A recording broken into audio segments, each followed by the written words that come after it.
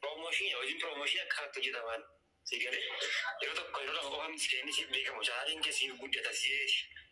Amma waan kee qofaa miti barajuu nama meeqa warra eeggatee ta'ee beeksifachaatiin jira. Kan sirraan eeguun maalirraa eegdanii sila hojii dhaabata. Waan keessi moo sheekii sitti fakkaatee? As keessatti jechuudha sagaleen beekiidha jechuudha. Beekii showuu namoonni hin beekne hin jirtanii. Isa dursa garuu nagaa waaqessuun ifa baay'ee akkam jirtu hordoftoonni saalomtuu biyya keessaa fi biyya alaa. Anis nagaadha. Anas keessatti jechuudha faallaadha jechuudha. Baga gaafate qarshii kan jedhuun isinii dhufa jechuudha. Sababa irratti hundaa'een jechuudha. Sababiin isaayyuu namoonni keenya yeroo tokko osoo waa tokko addan baasin ana dabalatee jechuudha miti yookiin nama arrabsuu yookiin immoo nama eebbisuutti fiina jechuudha. Fakkeenyaaf anumti tun yoo fakkeenyaaf suuraa tokko maxxansi ameenii eebbifamii fiina yookiin immoo cabi doomii malee namni sun maal barreesse yookiin barreeffamni sun yookiin immoo suuraan sun waan namni sun godhe maal jechuu hin beeknu jechuudha. Ana dabalatee jechuudha. Dogoggorri akkasii yeroo hedduu namoota hedduu biratti mul'ata jechuudha. Iddoo kanatti qarshii na gaafatee jettee jirti jechuudha. Elsaa yookiin immoo barasan jechuudha. Sheeriidhaaf jettee jirti jechuudha. Sheerii naaf godhi jennaan qarshii na gaafatee ani immoo gaaffii sheera qaba. Isheentti erga biyya galte ijoollee biyya arabaa jiraniif sheer gooteetti. Nama komachuun dura ofii kee ta'ee argame. Wanti waan naa yookiin jalqabaa osoo nama hin komatiin ofii kee ta'ee argame. Namoonni keenya xiqqooma ishee view 500, 600, 1,000 argachuu jalqabennaan 100 of kaa'u. Okay, namni yeroo ammaa kan sheer namaaf godhu yeroo baay'ee sabboontu leensaadha. Kanaaf Elsaan erga biyya galte liinkii nama tokko sheer gootee hin beektu. Ofii ishee dhaqxee namaaf sheer naaf godhi jettee beekii showdhaan sheer naaf godhi jetteenaan birrii gaafateenaan isa as baafte. Nuti immoo kana baasuu dandeenya. Garuu ani dhimma isaati jechuudha. Maaliif naaf gootee osoo hin taane quba namatti qabuun dura ofitti qabuudha jechuudha. Ani raawwadhee argameera. 500 300 haa ta'u wal cimseera. Ijoollee Oromoo jajjabeesseera na jabeessaniiru jennee waa adda baasuun nurra jira jechuudha. Inni jalqabaa jechuudha. Kanaafi anas keessatti maal isiniin jechuu barbaadu isinitti fakkaatee yaadni koo jechuudha. Beekiin yaada sirrii gaafate nan deeggera jechuudha. Qarshii gaafachuu ni danda'a. Tokko miidiyaa mataa isaarratti sheer godha. Dinqisiifadhus dhiisis yoo ati dhiiste namni biraa hin daawwatan tokko kan lammata immoo gaaffiin isheen gaafattee fi gaaffii hin deebisee wal fakkaataa jennee gaafachuu yookiin immoo sammuu keenya xiinxaluu qabna. Akkamitti isinitti fakkaata? Promoshiniin qarshii malee sheeriin ta'u. Promotion jechuun hojii mataa isaa danda'e of danda'e. Promotion yoo immoo Amaaras ta'ii Oromoos ta'ii Tigrees ta'ii promoshiniin maal akka ta'e dursa beeki. Inni as keessatti hojii promotionidha. Kanaafiyyuu chaanaalli kee si'a tokko lama miti kan sheersiif ta'u. Hanga chaanaalli kee guddatutti deddeebi'amee chaanaala kee sii beeksifama. Kanaafiyyuu inni immoo osoo qarshiin gaafatee yeroo isaatti fudhatee aarsaa isaa fudhatee mucayyoo kana sheer godhaa, mucayyoo kana dhaqaa daawwadhaa, mana Elsaa deemaa yeroo jedhu it is greater shame. Akkamittisti hojii kee dhiisiti kan koo jedhu jechuun shame. Promotionidha kan isheen gaafatte. Inni garuu kun akkas jedhe. Maaliif hojii promotionii akka hojjechuu jalqabee inni iyyuu chaanaala keessaniif wantoota keessan beeksifachuu barbaada keessan naquun namaadhee viidiyoo sanatti maxxanseera. Sun natsaa miti. Promotionii hojii promotionii yookaas immoo yeroo darbee dubartii tokkodhaaf kan nyaata hojjettu beeksee ture. Ispoonsera guyyaa sana taateefi jechuudha. Isheen ispoonsera taateefi inni immoo beeksiseef chaanaala jechuudha. Kana jechuun maal sitti fakkaatee dhalli namaa hojii mataa isaa hojjechuu danda'a. Sheerii siif godha. Sheer al takka naaf godhette sii gochuu danda'a. Promotionii naa godhe jechuun garuu it is greater shame hojiidha. Telegiraamii irraa deemtee promotionii yoo gaafattee tolli hin jiru jechuudha. Mimembarii 1,000, mimembarii 2,000, mimembarii 3,000, 10,000, 5,000 hanga 1,000 barbaaddeetti birrii mataa isaatiin lafa taa'ee jira. Achirra isaanuu maxxansanii jiru jechuudha. Isaa turutti subscribe himtiyyuu jechuudha. Telegram irra yoo deemtee jechuudha. Unkaan gara YouTube osoo hin taane birrii mataa isaatiin lafa jira jechuudha. Hojii idilee keenya jedhanii gadi ta'anii kan hojjetan. Ati immoo dhaqxee promotionii naa godhi jettee Telegram irras ta'ee nama tokkoon naa beeksisi naa hojjedhu jechuun hojii kee dhiisitii jireenya mataa koo naaf jiraadhu jechuudha. Kanaafiyyuu beekiin iddoo kanarratti promotion naaf godhi jettee gaafattee jedhee ani komentii barreesseera Elsaalatti naaf deebistu jechuudha. Sabin saayuu marsiitti fakkaate hojii piroomooshinii akka jalqabe inni beeksisee jira jechuudha. Hojii piroomooshinii eegale taanaan dhugumatti qarshii malee tole. Hojiin piroomooshinii akka kaatti hojjetaman. Sigalee yeroo tokko yeroo lama qofa miti keenni siif beekamu chaanaliin keessiif guddata si'eeti. Amma waan kee qofaa miti barra jiru nama meeqa warra fa'a eeggatee taa'ee beeksifachaatiin jira. Kana sirraan eeguun maal irraa eegdaree sila? Hojii abar. Keesii moo sheekii sitti fakkaate? Nama beeka namaa jala kaateef siin guddatu. Hojii idilee kee atirratti hojjettu irraa kan ka'e namoonni yoo jaallattoonni hawwataa dhufan malee namni sun 5,000 miti 100 baastee yeroo hundumaa sii beeksiseef hin guddatu hin gowwoomin. Hojiin kee yoo jaallatame gochaan kee yoo jaallatame guddachuu dandeessa. Kana adda baasaa baraa malee namoota dhaqxanii maqaa namaa hin xureessinaa. Namas immoo jechuudhaanti waliin saaxilinaa jechuudha. Abadan. Kanaaf iyyuu hojii piroomooshiniti. Piroomooshinii immoo si'a tokko miti kan sheersiif ta'u jedhe. Eeyyee iddoo kanarratti ani waan an beekuuf isin jedhe. Teelegiraamii irratti nan beeka jechuudha. Innaa hojjetadhe yookiis immoo godhadhe hin beeku garuu an teelegiraamii irratti nama gaafadheenna piroomooshiiniin akkas jedhama. Maal hiikkaan kanaan eeyyee qarshiidhaan malee hin jiru. Chaanaalota gurguddaa teelegiraamii irraa bituu yoo barbaaddellee yoo fudhachuu barbaaddellee maallaqaa malee hin jiru jechuudha. Akkasumas immoo gara chaanaalii isaanii irratti sheersii godhu ala takka ala lama. Garuu piroomooshinii siif hin godhan. Piroomooshin jechuun dhaabbataa yeroo hundumaa siif beeksifama jechuudha. Sigalee hanga chaanaalli kee guddatutti yookiin immoo hanga isin walii galtanitti hanga chaanaalli koo akkas ta'utti iddoo itti walii galta waan ta'eef piroomooshiiniin akkasii jechuudha. Isinii galeera. Sheeriin garuu al takkaadha. Piroomooshinii inni sagalee isaa keessatti hojii tola miti yookiis immoo piroomooshiiniidha. Al takkaa miti kan sheersiif ta'udha. Kanaafuu eeyyee piroomooshinii sirriidha. Maallaqa gaafachuu ni danda'a. Yoo hiikkaa san beektan ta'e waan gaafattan al takkaa sheernaaf gochuu dandeessaa beeki jettee yoo gaafatte okay sheernaaf godhi yoo ta'e garuu dimshaasha ta'uu danda'a. Maaliif hojiinsa piroomooshinii waan ta'eef.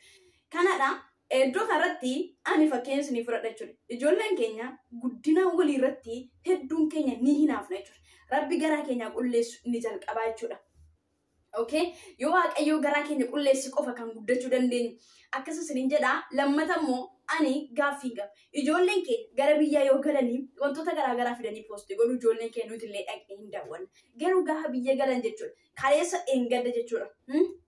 Yoo dhugaa walitti himna jechuudha. Kaleessa eengaddaa nu wajjin turanii, nu wajjin nyaatanii, nu wajjin dhuganii, nu wajjin oolanii, waan nuti keessa oollee bullu oolanii bulanii gaafa biyya galan garuu sheerii miti koomentiin godhan. Okay? Namni sheeriif koomentii godhuudhaanii deddeebee yeroo tokko argamu sabboontuu Elsaadha. Sabboontuu Leensaadha. Saara kanaaf Elsa ati guyyaa tokko erga biyya galtee sheer gootee beektaa eenyuuf sheer goote? Kanaafiyyuu quba namatti qabuun dura ofitti qabaa jechuudha. Namoonni hedduun gurguddataniiru jennee nuti jala yaanu hedduun isaaniis akkasuma jechuudha. Kanaaf ammaal isin jechuu barbaade dursa mataa keessanii waan sirrii hojjedhaa sana booddee nama qeeqaa. Lammata immoo waan gootan dursa itti yaadaa jechuudha. Fakkeenyaaf anaa fi ani beekii wajjin walitti dhufeenya tokko iyyuu hin qabu jechuudha. Karaa keessa waliin haasa'ee hin beeku.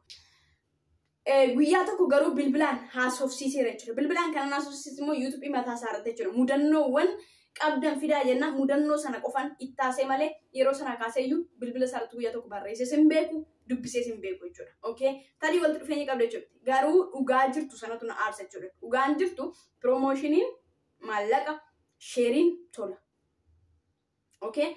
Inni immoo hojii piroomooshinii akka jalqabe immoo namoonni chaayinaala keessan beeksifachuu barbaadan lakkoomsaan naqunnamaa jedhee maxxanseera. Sana jechuun hojii isaa dhiisee isiniif tolan beeksisa jechuun miti. Namni kamiyyuu jireenya wal'aansoo jiraata addunyaa kanarratti. Jireenya mataasaa nuuroo Itoophiyaan beektu.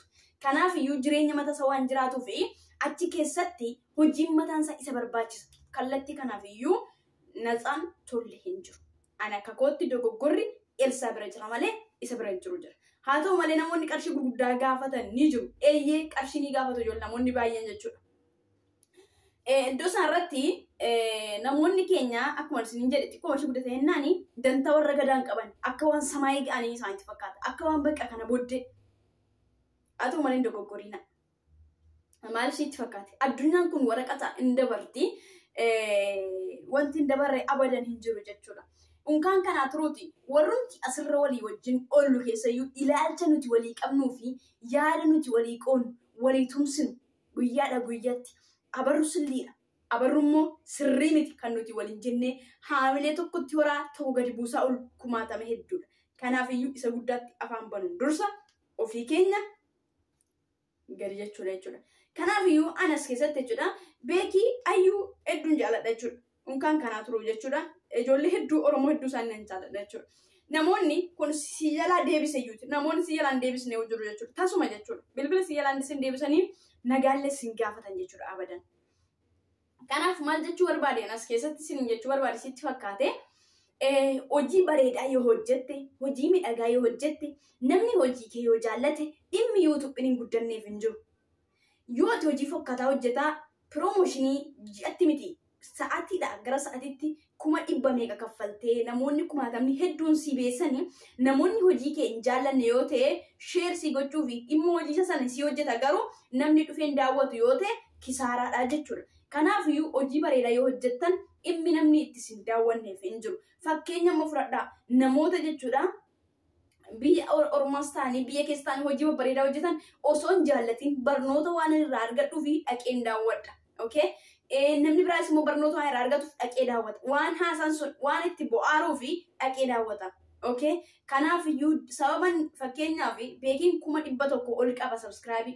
Namoonni subscribe 100 ol dinqisiifattoota keetii ani jedhee jechuudha. Okay? Immoo ani sin dinqisiifadha jedhee dhaqee namoonni kun share naa godhe yoo jedhee greater share. Kottu ani share si godha, ani promotion si godha, na daawwadhu hin jenne. Hojii isaa jaallattee barnoota irraa argatta si bohaarsa'u daawwatte jechuudha. Kanaafiyyuu anas keessatti homaa waan jedhu hin qabu gara sheerii kana promotionii fi sheerii adda baafadha. Sana booddee gaafadha. Saarti dabalee immoo hojii bareedaa hojjedha. Wanti isin guddanneef hin jiru. Kan Waaqayyo hireedha godhee siif kenne kanuma keeti. Kan kee hin taane immoo kanuma kee miti jechuudha. Kanadha isin jechuu barbaade jechuudha. Anas keessatti wantan dhaamsa dabalataa isin barbaadu ijoollee Oromoo wal jabeessaa wal gorsaa nama jala itti afaan banaa oolta sa'aatii 24 viidiyoo isaa hanga dhumaatti daawwatu kan ijoollee Oromoo garuu tuqxeetu irra ariitee yookiin achi harkistee biran darbee cubbuudha. Anaani yoon akkas godhee ati na arguu dhiisuun malta Waaqayyo garuu na arga. Kanaafiyyuu ani wantan isin jedhu keessatti waan gaarii gochuu bara, waan gaarii dubbachuu bara, wal jabeessuu wal tumsuu bara, qaawwa walii shaffanuu bara. Sun ta'ee jennaan dhumati wanti biraan hin barbaachisu jechuudha. Yaanni koo kanadha jechuudha. Yoon dogoggore immoo dhiifama naaf godhaa. Iskiriinatti immoo akkuma ilaalaa ooltan jechuudha. Yaadicha sana jechuudha. Fakkeenyaaf barreeffamni Ilsaas ni jira. Barreeffamni Beekii Shows ni jira. Akkasumas sagaleen isaallee ni jira jechuudha. Kanaafiyyuu ani kan isin jechuu barbaade beekiin sheersii gochuu dhiisee fi ati guddachuu hin dhiistu. Beekiin sheersii godhee ati hin guddattu. Akkasuma beekiin sheer naaf godhee fi ani hin guddadhu sheer naa gochuu dhiisee fi guddachuu hin dhabu jechuudha. Kana amanaa dandeettii mataa keessatti hojjedhaati hin guddattu jechuudha. Kanaafiyyuu keessattuu namoonni Itoophiyaa keessa jirtanii kaameraa miti bilbila noormaalii qulqullina qabu yoo hojjette viidiyoo hojjette viidiyoo bareedaa hojjechuu ni danda'a. Garuu amala of dandeenye ofitti amannee jiraan hin qabnu waan ta'eef rakkan namane viidiyoowwan babbareedaa fiddanii yoo nuuf qoddan nu illee hin daawwanna. Akkasumas isinis immoo ani biyya keessan jiraattee viidiyoo gadi gadhiistee baata osoo hin taane kottuu sheer naa godhi na jabeessi koomintii naa kenni. Iddoo kanatti dogoggora qabdi iddoo kanatti sirra dhaqeeti nama biraatis iddoo kanatti dogoggora qabdi iddoo kanatti sirra jedhe. Malee ana qofatu asii ol abidda sitti buufa yoo ta'e it's greater shame. Kanaafiyyuu wal guddisuun beenu jechuudha. Ani nama guddisuun beeku namnis nama guddisu yoo jenne gabaabatti ni salphata jechuudha. Kanaafiyyuu hanga kanatti waan na wajjin turtanii fi guddaa galatoomaa yaanni kiyya dogoggora qaba yoo ta'e immoo dhiifama na okkolchaa jechuudha. Dhugaa jirtuun isinii baasee malee waan biraa jechuudha miti jechuudha. Gaaffii immoo gaafa dheera sheerrii al takka yookiin naaf godhette immoo piroomooshinii naaf godhette. Gaaffii koo kana eersa sirraan barbaada jechuudha. Yoo sheerii ta'e jechuudha. Yoo sheerii ta'e al takka sheersii gochuu danda'a.